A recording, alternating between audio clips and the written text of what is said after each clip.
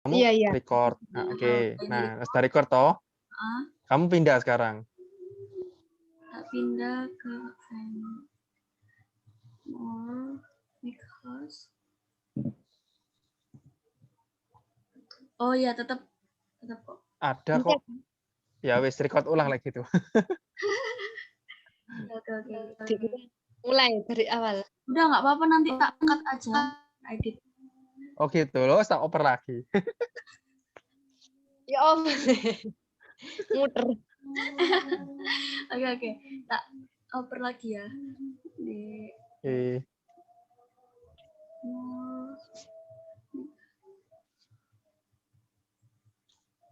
Nah, udah. Oke. Udah nge-recordin. Aku mulai ya. Shalom teman-teman semua. Kita bersyukur sama Tuhan kalau sampai hari ini kita masih ada, kita masih bisa menikmati hari ini, kita masih bisa beribadah lagi. Kalau dilihat-lihat, kalau misalnya itu bukan penyertaan Tuhan, itu kayak nggak ada apa-apanya buat kita. Maka dari itu, sore hari ini kita mau memberi hati kita untuk lebih sungguh-sungguh beribadah. Kita pujikan.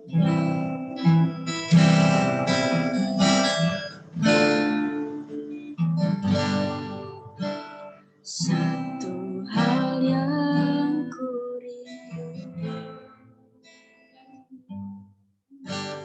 berdiam di dalam rumah-Mu. Satu hal yang ku cinta, menikmati bait-Mu Tuhan. Satu hal yang ku rindu, satu hal yang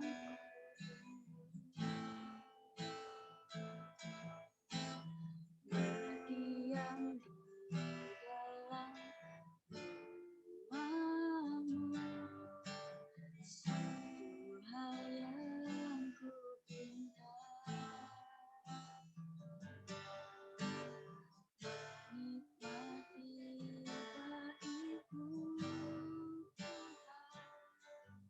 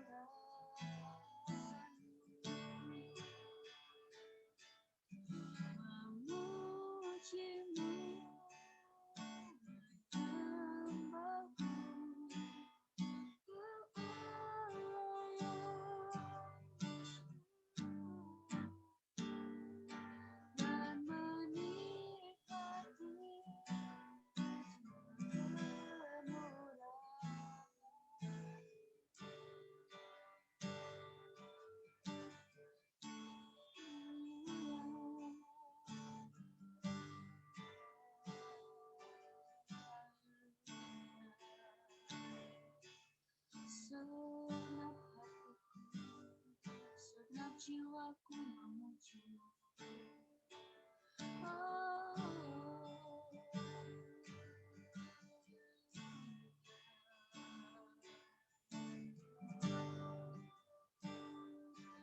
sebab kau layakkan kami.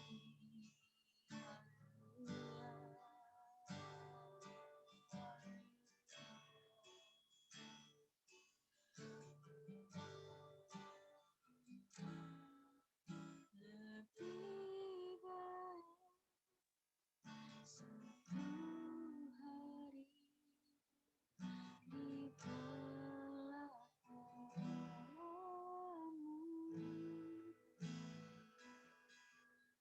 daripada 1000 hari di tempat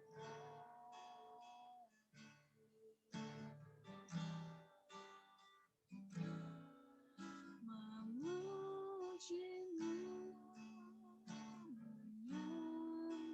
menyembahmu. Kau Allah yang hidup dan menikmati semua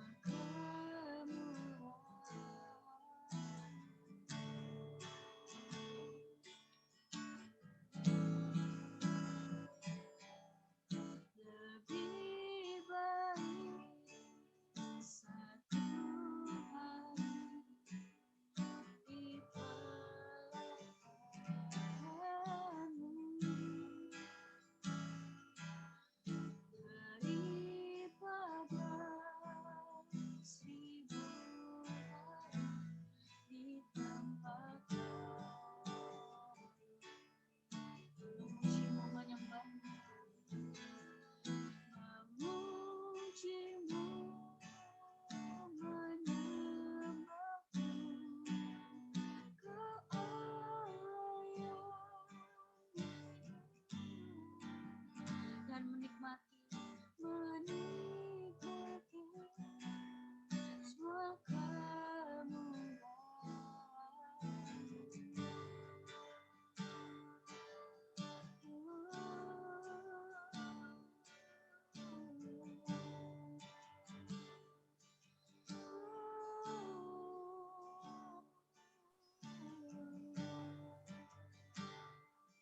Semua kemuliaan-Mu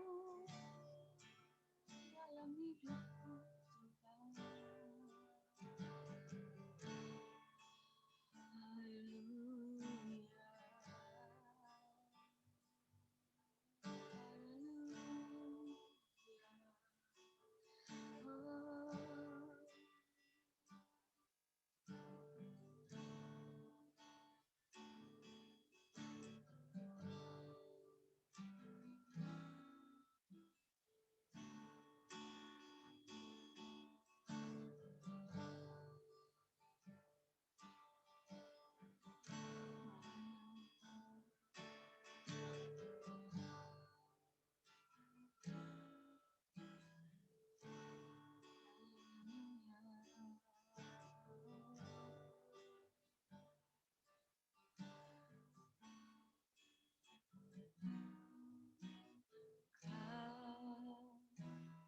Kagumi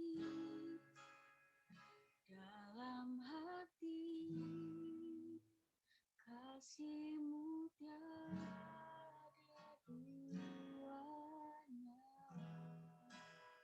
Sampai kini ku akui kasih-Mu tiada duanya.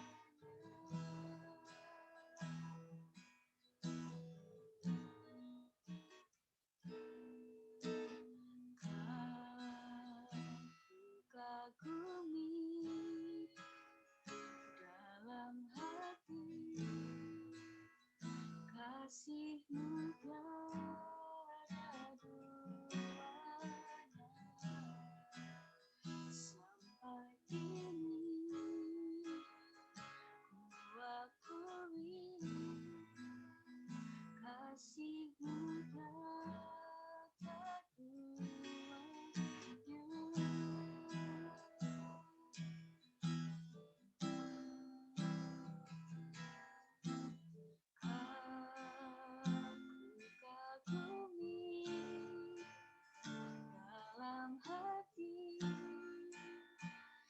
kasih-Mu tiada duanya.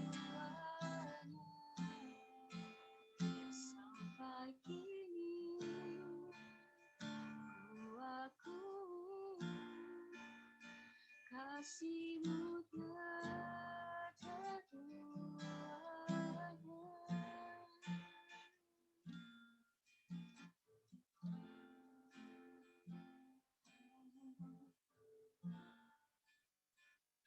Kita mau satu dalam doa. Tuhan, kami sungguh bersyukur Tuhan untuk kesempatan-Mu pada siang hari ini dan sore hari ini Tuhan. Kami bersyukur Tuhan karena Tuhan boleh memberikan kami kesempatan untuk kami boleh bersama-sama memuji dan memuliakan nama-Mu Tuhan. Mungkin secara sederhana Tuhan dan mungkin secara terbatas, tapi kami mengerti bahwa Tuhan tidak berhenti untuk melawat kami dengan cara apapun, baik dari rumah masing-masing, baik bertemu secara langsung Tuhan, kami tetap merasakan kasih-Mu dan kekuatan-Mu yang melawat kami. Ampuni kami Tuhan atas segala pelanggaran kami, atas segala dosa kami, atas segala kesalahan kami, atas segala perilaku kami Tuhan yang menyakiti hati-Mu, atas segala kelakuan kami yang tidak sesuai dengan kebenaran firman-Mu Bapa. Kami mohon ampun Tuhan. Tapi kami bersyukur Tuhan pada sore hari ini kembali lagi Tuhan memberikan kesempatan kami untuk boleh duduk dan dengar dengan diam untuk mendengarkan firman-Mu Tuhan.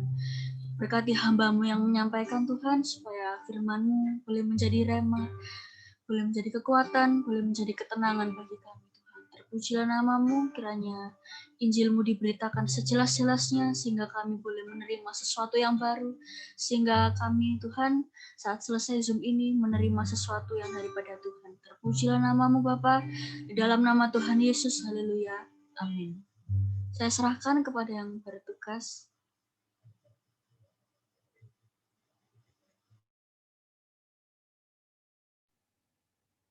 Halo, tes. Teman-teman bisa dengar suaraku nggak ya?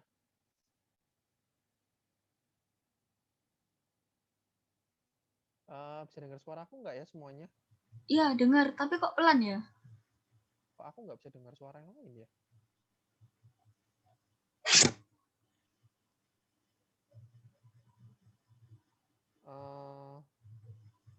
Oke, bentar ya teman-teman ya, bentar ya. Yang lain bisa dengar nggak ya? Kalau bisa dengar, tulis di chat dong. Atau buka lah mute-nya. Bisa nggak? Dengar ya? Kok aku nggak bisa dengar suara yang lain ya? Oke ya, dengar semua ya. Oke, sebentar. Kalau gitu, Fit, aku tetep hostnya sebentar. Aku keluar masuk lagi ya. Oke.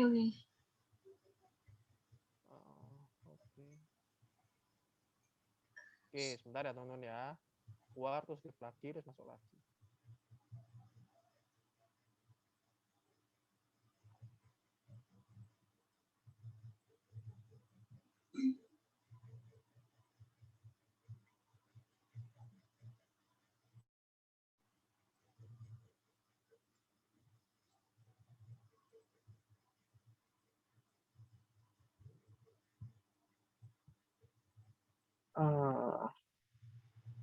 Oke, teman-teman dengar suaraku? Dengar. Keras. Oke, yang lain dengar ya? Oke, terima kasih. Oke, selamat sore semuanya teman-teman. Ya, sebelum aku mulai, minta tolong teman-teman videonya dinyalakan. Ya, kerjasama dari teman-teman semua. Jadi videonya nyala itu jangan hanya pada saat akan foto bersama. Itu ya. Jadi aku mengharapkan teman-teman sepanjang ibadah videonya dinyalakan ya. Tidak yang perlu dikhawatirkan gitu ya. Tidak ada yang aneh dan salah dengan menyalakan video gitu ya. Oke, thank you teman-teman semua. Aku mengharapkan jangan 5 menit pertama ya, terus habis itu teman-teman menghilang gitu ya. Oke. Thank you buat teman-teman semua. Oke, teman-teman, pada kesempatan malam hari ini aku akan sharing buat teman-teman semua ya, buat kita semua juga, buat aku juga secara pribadi ya. pada malam hari ini,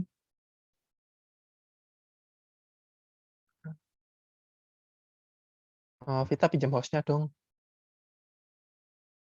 Iya ya, Narta oper ya.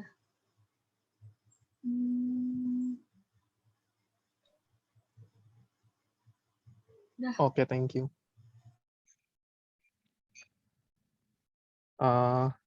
Sebentar ya teman-teman sebentar, 5 menit. Ya, 1 menit, sebentar.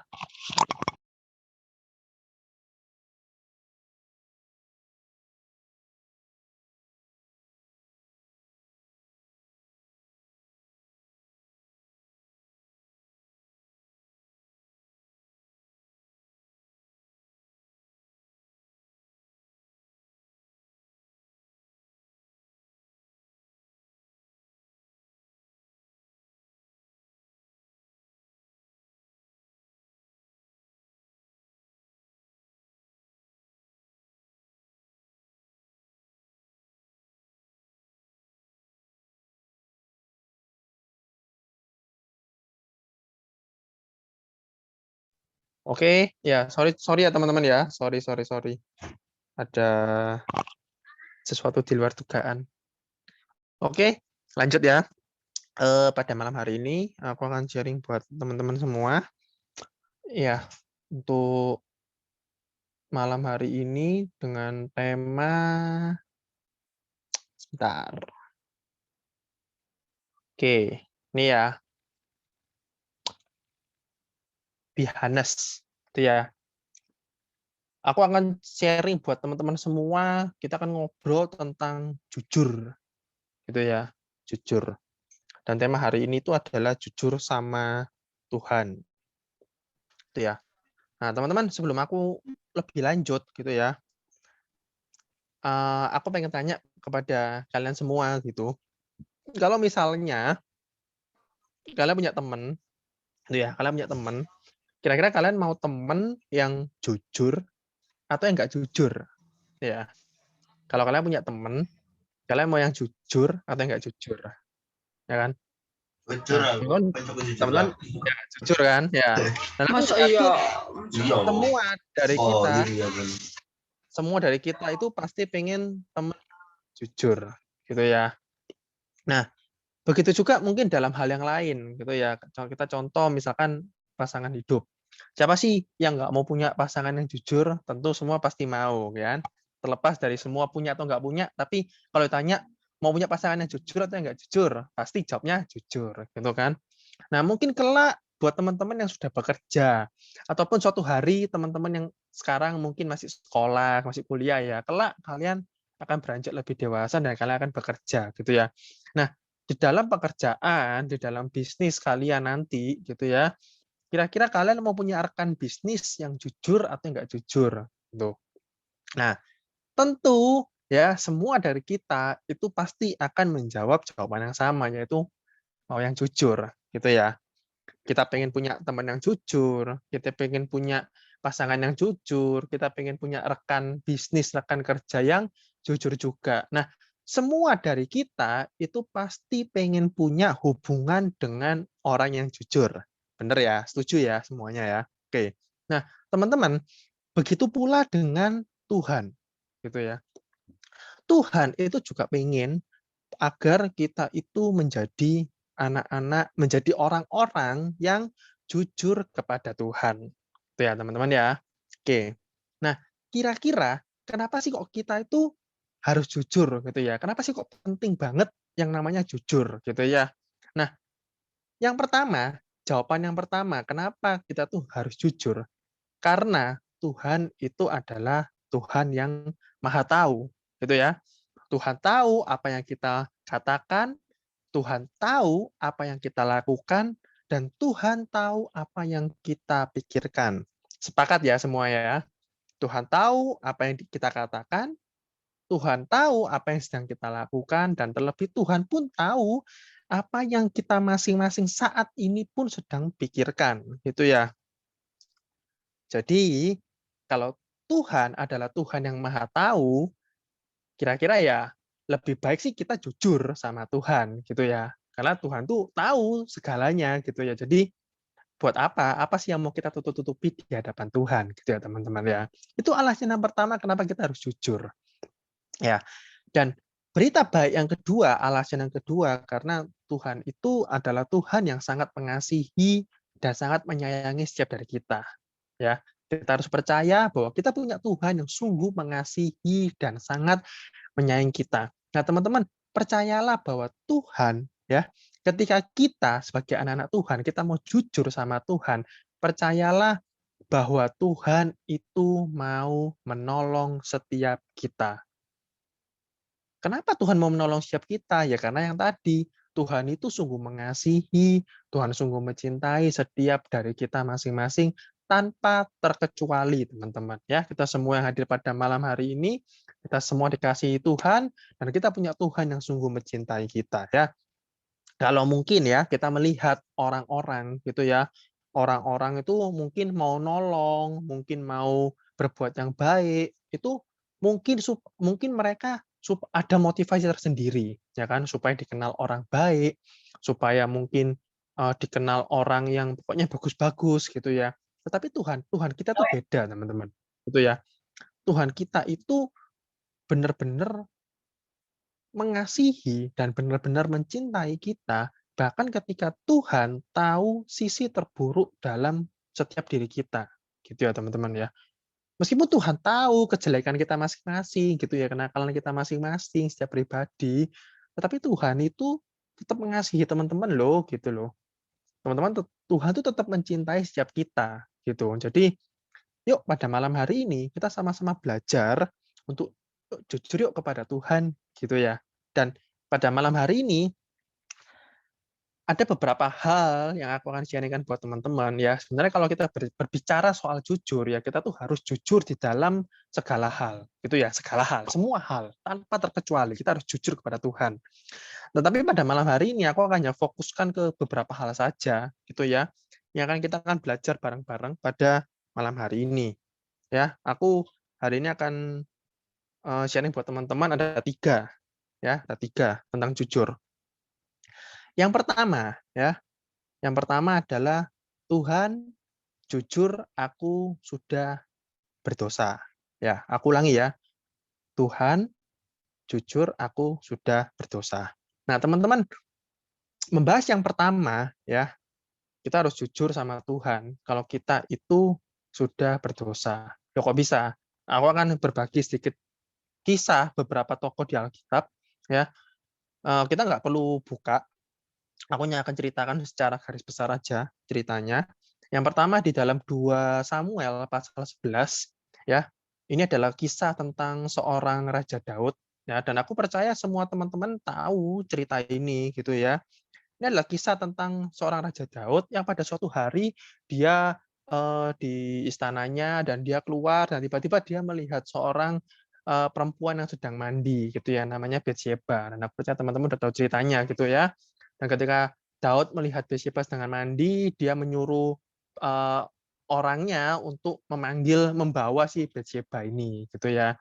Dan singkat cerita teman-teman juga udah tahu ceritanya, si Daud ini itu ya tidur dengan Batsyeba ini dan akhirnya Batsyeba ini hamil gitu ya teman-teman ya. Nah, ketika Daud tahu bahwa Batsyeba itu hamil, Daud ini panik gitu ya teman-teman ya, panik. Dan karena Batsyeba ini kan adalah orang yang sudah punya suami gitu ya, suaminya namanya Uria, dan Daud ini khawatir, waduh aku harus gimana gitu kan. Dan singkat cerita akhirnya Daud ini punya ide gitu kan, Daud punya ide.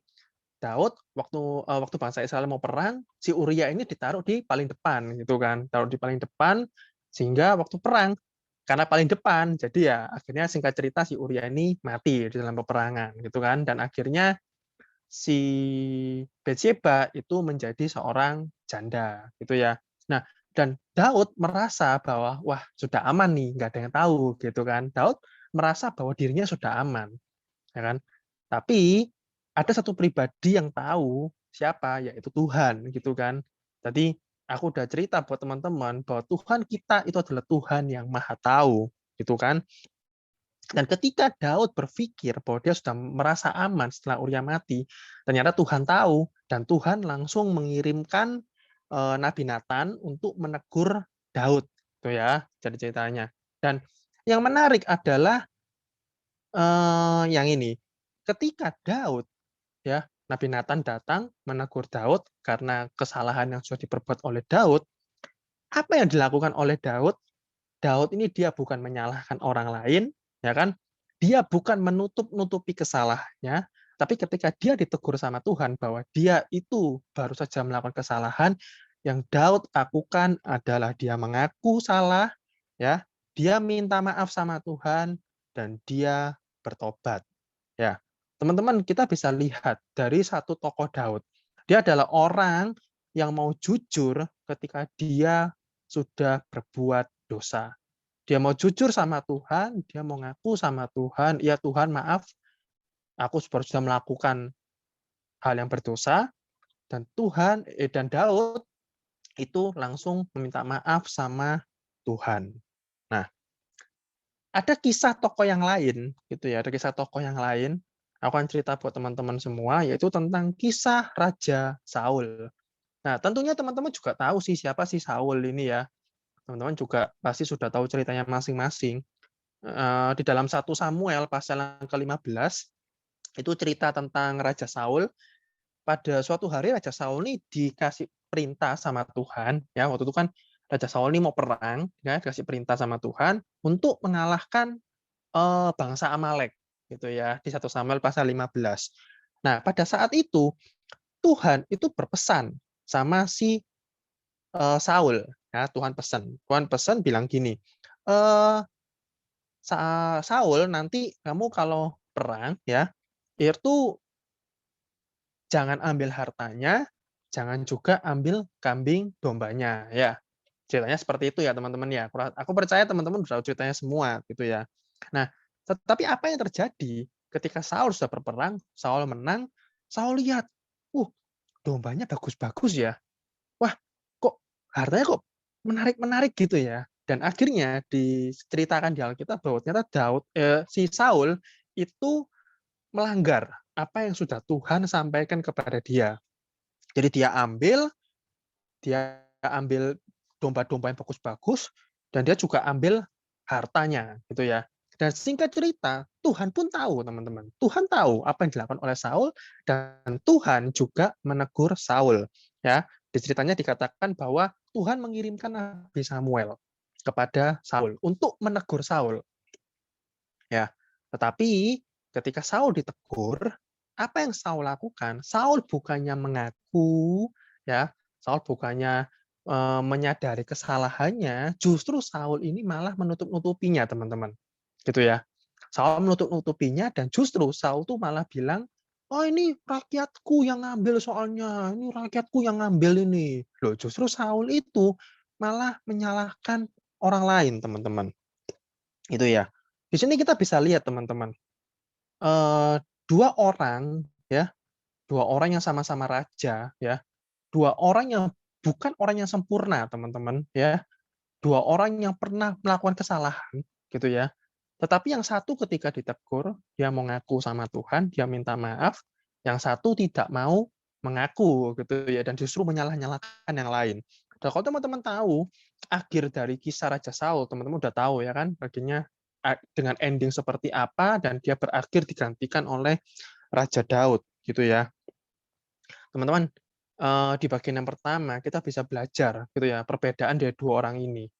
Dan kalau aku sempat baca gitu ya, seorang Daud, Daud itu dikenal sebagai seseorang yang dekat di hati Tuhan, teman-teman. Ya, Daud ini punya sebuah julukan yang cukup spesial gitu ya, seorang yang dekat di hati Tuhan.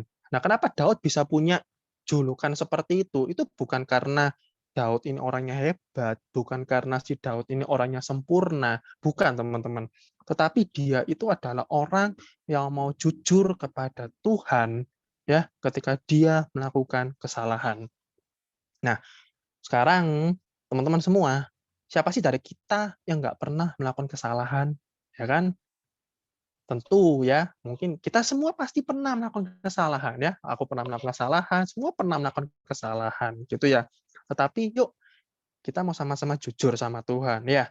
Kita mau mengaku setiap kesalahan kita, dan kita mau minta ampun sama Tuhan. Coba kita buka di 1 Yohanes pasal 1 ayat yang ke-9. 1 Yohanes pasal yang pertama ayat yang ke-19.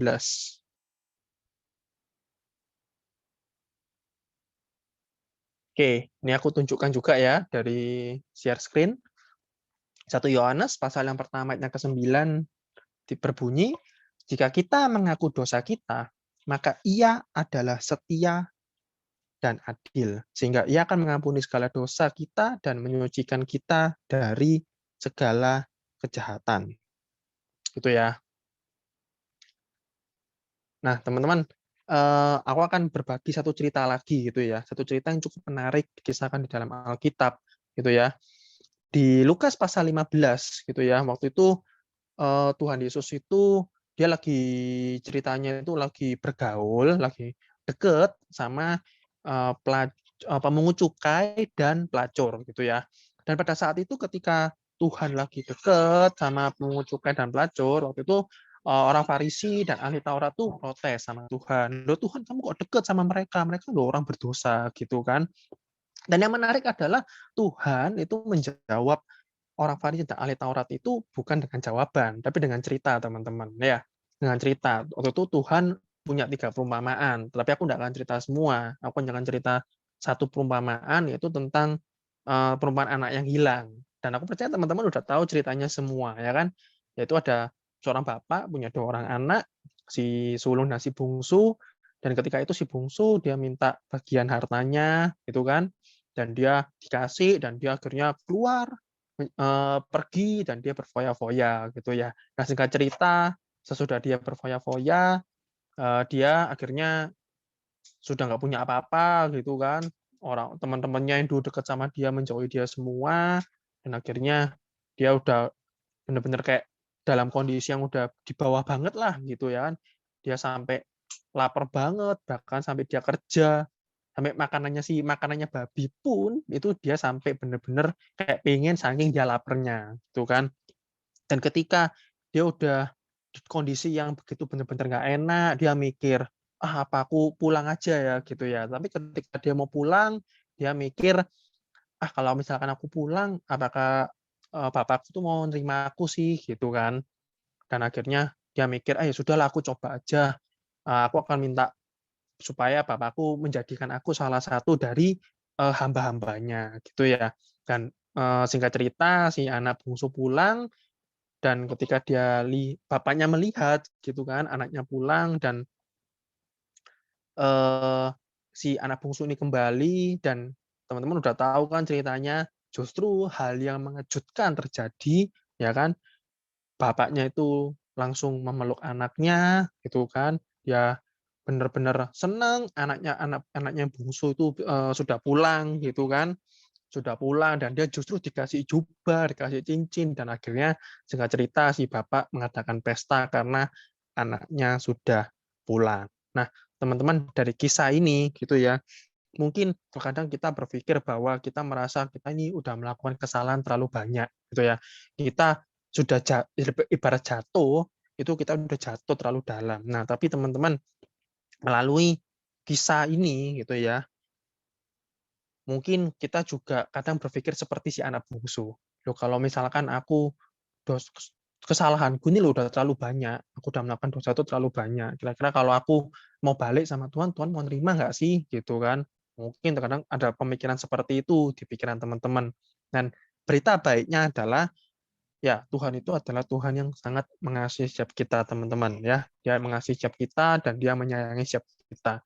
Ketika kita mau jujur sama Tuhan, kita mau mengaku setiap dosa kita, Tuhan akan datang kepada kita, ya. Dia akan memeluk kita dan Dia akan bilang, ya, aku akan menolong engkau, gitu ya.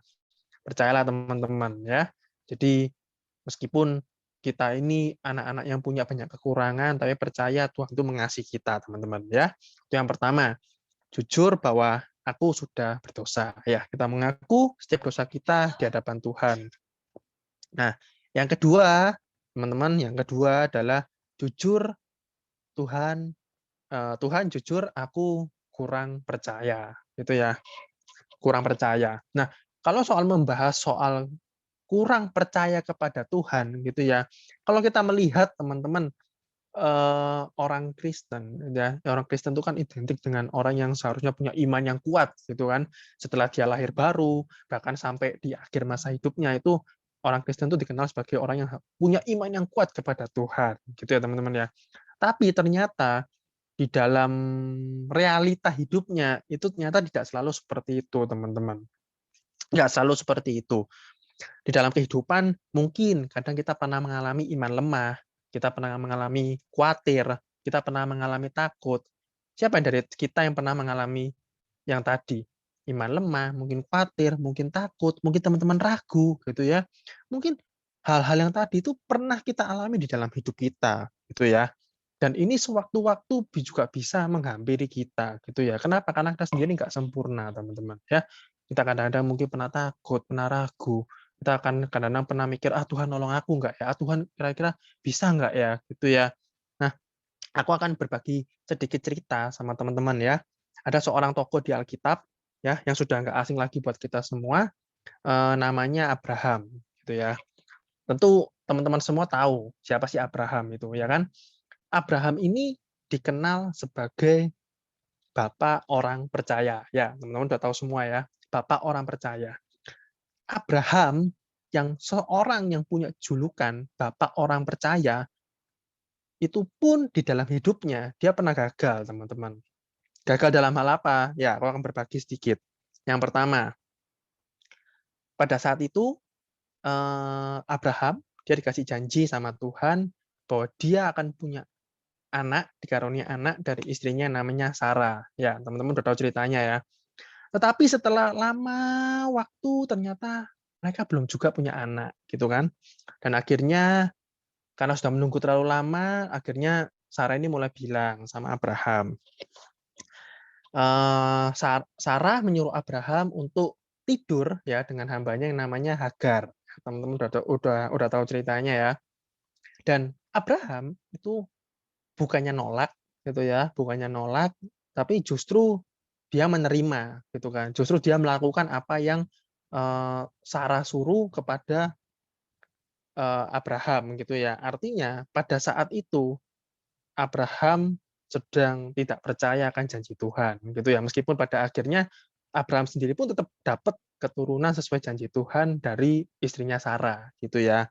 Itu yang pertama, teman-teman. Yang kedua, kisah yang sama masih dalam seorang Abraham ya. Ada kisah lain pada saat itu Abraham itu dia sedang jalan memasuki sebuah kota ya. Di situ ceritakan bahwa Abraham itu takut, teman-teman. Takut kenapa? Karena dia takut dengan penguasa di kota itu, gitu ya. Dan di kota itu dia mengatakan bahwa Sarah itu bukan istrinya, melainkan Sarah itu adalah saudaranya, teman-teman. Ya, dia mengatakan bahwa eh, Sarah itu bukan istrinya, tetapi saudaranya. Dan pada momen itu, ya, momen itu Abraham sedang tidak percaya bahwa Tuhan mampu menolong dia. Bahwa Tuhan bisa melindungi Abraham, teman-teman. Nah, teman-teman, orang yang punya sebutan bapak orang percaya aja, itu pernah lemah imannya, pernah ragu, pernah takut, pernah khawatir. Dan begitu pula dengan siap kita, teman-teman. Siap dari kita juga tentu pernah mengalami hal-hal seperti itu, gitu ya.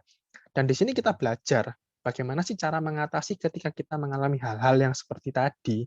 Kuncinya adalah, yuk kita jujur sama Tuhan. Kita minta tolong sama Tuhan. Kita nggak apa-apa, kita bilang aja sama Tuhan, Tuhan aku lagi ragu, Tuhan aku lagi lemah imannya, Tuhan hari ini aku lagi khawatir, Tuhan hari ini aku lagi takut. Nggak apa-apa, teman-teman. Kita bilang aja sama Tuhan apa adanya.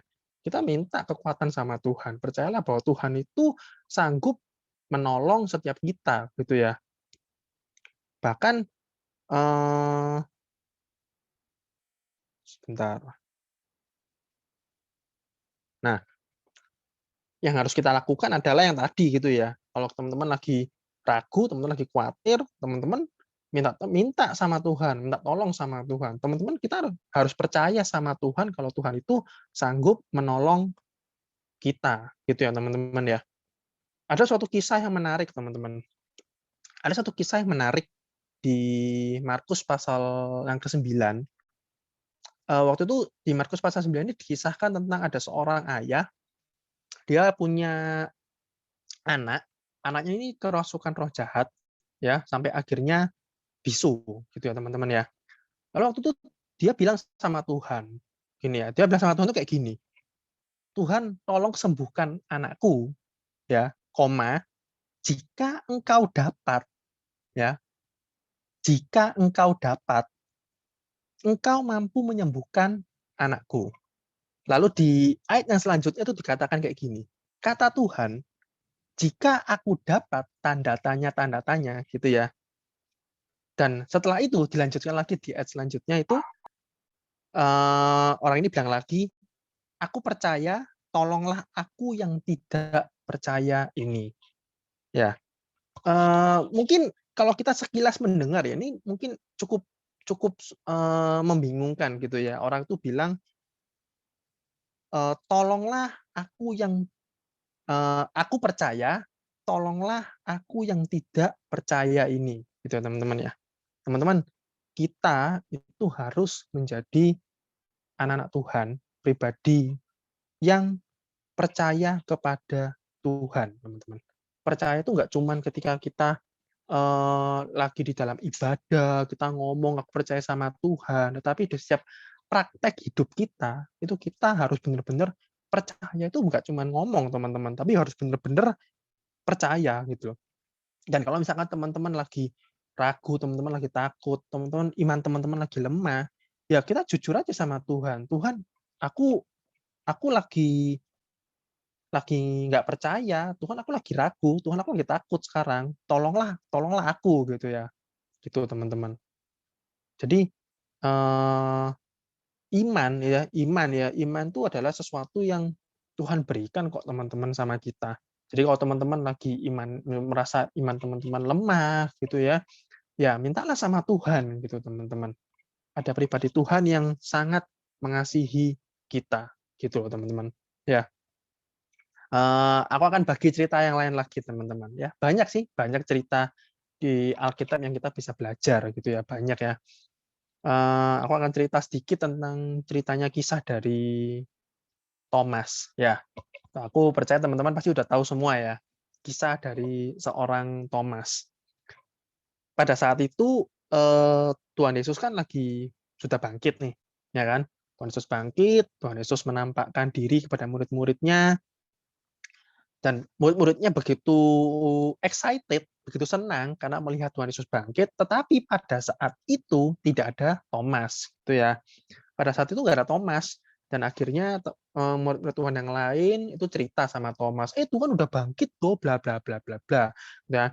Dan apa yang dilakukan Thomas? Thomas ini bukannya kayak sok asik, oh Tuhan udah bangkit ya, oh iya iya iya aku percaya gitu ya. Oh iya iya iya gitu. Tapi yang dilakukan oleh Thomas adalah dia jujur, dia apa adanya. Dia bilang bahwa dia nggak percaya gitu.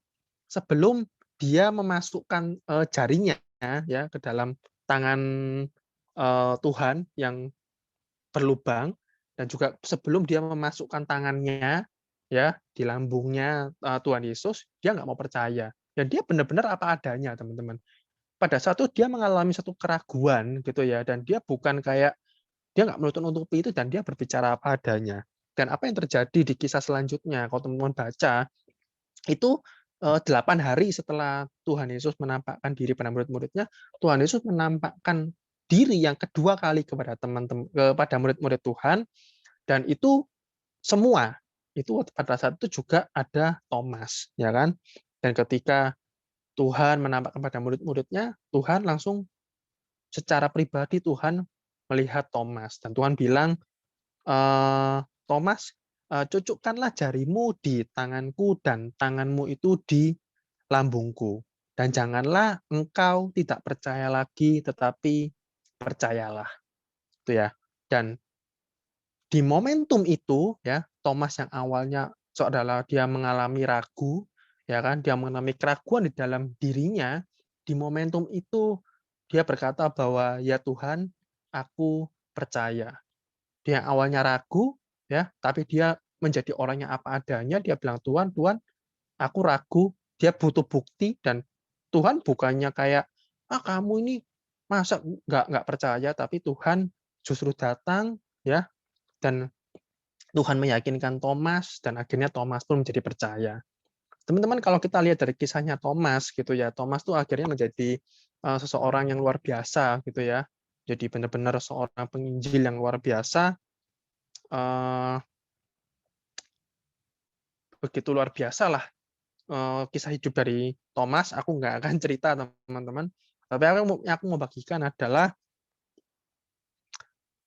di saat orang sedang lemah iman, teman-teman, justru Tuhan itu bukan membuangnya, ya. Justru Tuhan bukan menjauhkannya, tapi Tuhan tuh mau datang supaya setiap orang yang lemah imannya itu menjadi kuat lagi, teman-teman, imannya. Itu ya. Jadi itu yang kedua, teman-teman, ya. Itu yang kedua. Oke. Lalu aku lanjut lagi, yang ketiga, yang terakhir, Tuhan jujur motivasi hatiku salah. Ya. Kita bicara mengenai motivasi hati, teman-teman, ya. Kalau kita lihat ya, orang-orang Kristen gitu ya, orang Kristen itu sebenarnya adalah orang-orang yang punya motivasi hati yang selalu lurus, selalu benar ya, semua buat Tuhan gitu ya. Benar ya? Seperti itu. Tetapi sama seperti yang nomor 2 tadi, pada kenyataan hidupnya ya, kenyataannya itu tidak selalu seperti itu, teman-teman ya. Mari kita sama-sama masing-masing sekarang kita introspeksi diri. Itu ya. Semua orang mungkin punya motivasi yang salah di dalam hidupnya, teman-teman. Apakah itu dalam pelayanan, apakah itu di dalam sekolah kita, di dalam pekerjaan kita, di dalam kehidupan kita, apapun. Apakah kita pernah punya motivasi yang salah? Apakah mungkin teman-teman pernah berpikir bahwa ternyata aku melakukan ini bukan untuk Tuhan. Ternyata aku melakukan ini itu ya untuk diriku sendiri. Aku melakukan ini mungkin untuk yang lain, untuk popularitas, ya supaya aku dikenal baik sama orang. Atau mungkin juga ada beberapa orang yang melakukan dengan motivasi uang, gitu ya. Mari kita ini menjadi introspeksi diri, teman-teman, introspeksi kita. Dan ketika teman-teman sedang mengalami hal seperti itu, apa sih yang harus kita lakukan? Ya, yang harus kita lakukan adalah, yuk jujur aja sama Tuhan. Kita jujur aja sama Tuhan dengan keadaan kita apa adanya, gitu ya. Teman-teman, kita tuh nggak bisa mengubah hati kita masing-masing itu secara instan, gitu ya.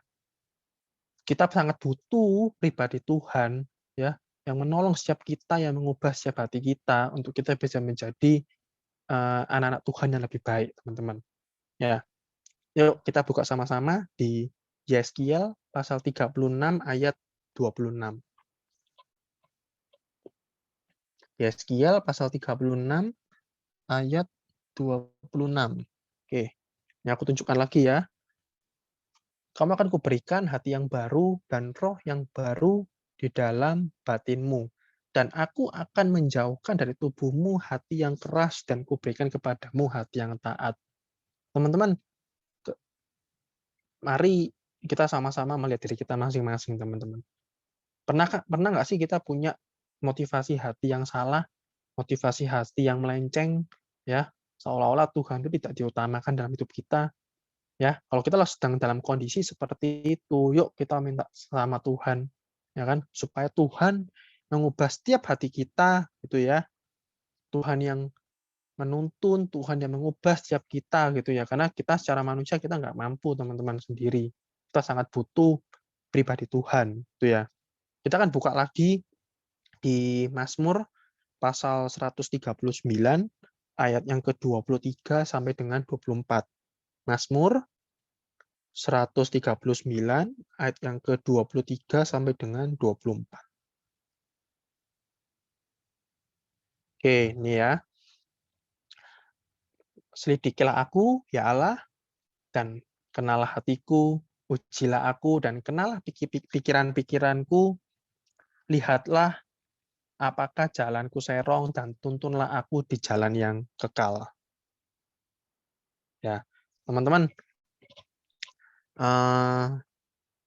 yuk mari kita masing-masing, kita minta sama Tuhan, selidiki setiap diri kita masing-masing, teman-teman. Apakah sekarang mungkin kita sedang berjalan di jalan yang nggak sesuai sama Tuhan, gitu ya. Bahkan seorang di dalam Mazmur ini, ya Mazmur ini kan ditulis oleh Daud, gitu ya teman-teman ya. Bahkan Daud ketika menulis ini, Daud sendiri sadar bahwa terkadang dia sendiri pun berada di jalan yang mungkin mencong-mencong gitu teman-teman. Jalan yang nggak seharusnya gitu loh. Yang nggak seharusnya dengan apa yang Tuhan kehendaki gitu teman-teman. Jadi dia tuh minta sama Tuhan untuk membereskan hatinya, mengembalikan lagi di jalan yang benar. Jadi teman-teman, kalau mungkin kita merasa bahwa sekarang teman-teman kita lagi di jalan yang mungkin melenceng, yuk kita jujur sama Tuhan, kita minta sama Tuhan supaya Tuhan menuntun setiap dari kita teman-teman. Ya, dan aku percaya kita bisa menjadi anak-anak Tuhan ya yang berkenan di hati Tuhan gitu ya. Kalau kita doa sama Tuhan gitu ya, kita doa sama Tuhan, mungkin banyak orang tuh kalau doa itu isinya minta minta berkat gitu ya. Tuhan berkati ini gitu. Apakah doa minta berkat itu salah? Enggak, teman-teman. Itu enggak apa-apa. Cuman ya kita selain minta berkat, kita juga minta sama Tuhan, yuk selidiki setiap kita gitu ya. Kalau memang ada di dalam diri kita masing-masing, ada yang masih nggak benar di hadapan Tuhan, ya kita koreksi diri, kita jujur sama Tuhan, percayalah Tuhan sungguh mengasihi setiap kita, teman. Ya, ketika kita mau jujur sama Tuhan, Tuhan datang, ya, Tuhan menolong dan Tuhan mengubahkan bagi setiap kita. Jadi teman-teman, jujurlah sama Tuhan akan setiap keadaan kita masing-masing, gitu ya. Kita nggak bisa membereskan setiap diri kita dengan kekuatan kita, teman-teman. Kita butuh Tuhan, dan kita butuh kasih karunia-Nya, kita butuh pertolongan Tuhan di dalam hidup kita. Dan percayalah, nggak ada yang mustahil kok bagi Tuhan, ya. Kalau yang penting kita mau berubah menjadi lebih baik, tentu Tuhan pasti sanggup mengubahkan setiap kita, ya. Itu aja yang bisa aku sampaikan buat teman-teman, ya. Tentang jujur kepada Tuhan, ya. Tadi yang pertama adalah jujur bahwa aku sudah berdosa, ya. Kalau kita berdosa, yuk jujur yuk sama Tuhan, nggak masalah, gitu ya. Yang kedua, jujur, Tuhan, aku terkadang kurang percaya, gitu ya. Di saat iman kita lemah, kita ragu, kita takut, kita jujur aja sama Tuhan. Tuhan, aku lagi ragu, aku lagi takut, imanku lagi lemah saat ini Tuhan, Tuhan tolong, gitu ya. Yang ketiga, Tuhan, jujur motivasiku terkadang salah. Ya, kalau kadang kita punya motivasi yang salah, kita punya tujuan untuk mungkin diri kita sendiri, ya kita jujur aja sama Tuhan, gitu ya. Biarlah kita bisa menjadi pribadi anak-anak muda dan remaja yang semakin hari boleh semakin berkenan di hadapan Tuhan, ya. Kita punya hidup yang semakin hari dan semakin hari menjadi semakin lebih baik, ya. Di nama Tuhan, lidah aku perpanjang. Sebentar aku ingin mengajak teman-teman nyanyi, ya. Oke, sebentar ya. Belum kita doa firman Tuhan.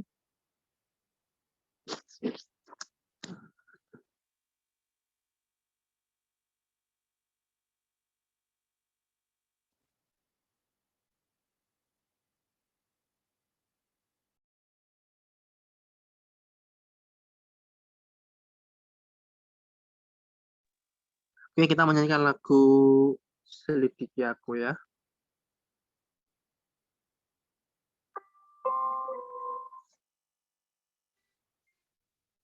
Bila pada malam hari ini kita sama-sama minta kepada Tuhan, Tuhan selidiki setiap hati kita.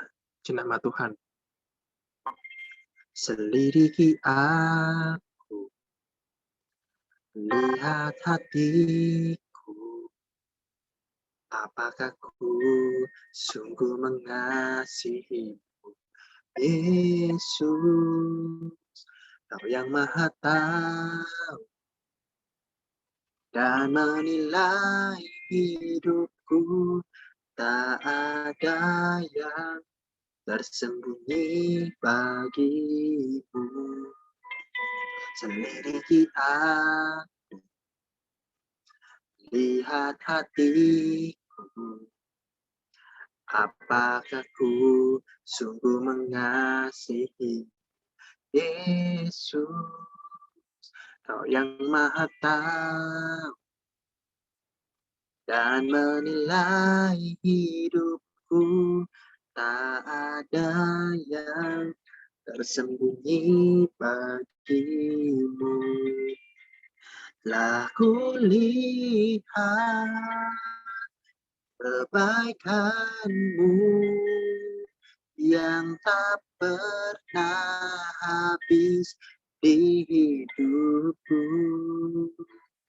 Ku berjuang sampai akhirnya Kau dapati aku tetap setia. Lidiki aku, lihat hatiku, apakah ku sungguh mengasihimu, Yesus, Kau yang Maha Tahu dan menilai hidupku, tak ada yang tersembunyi bagimu. Lah kulihat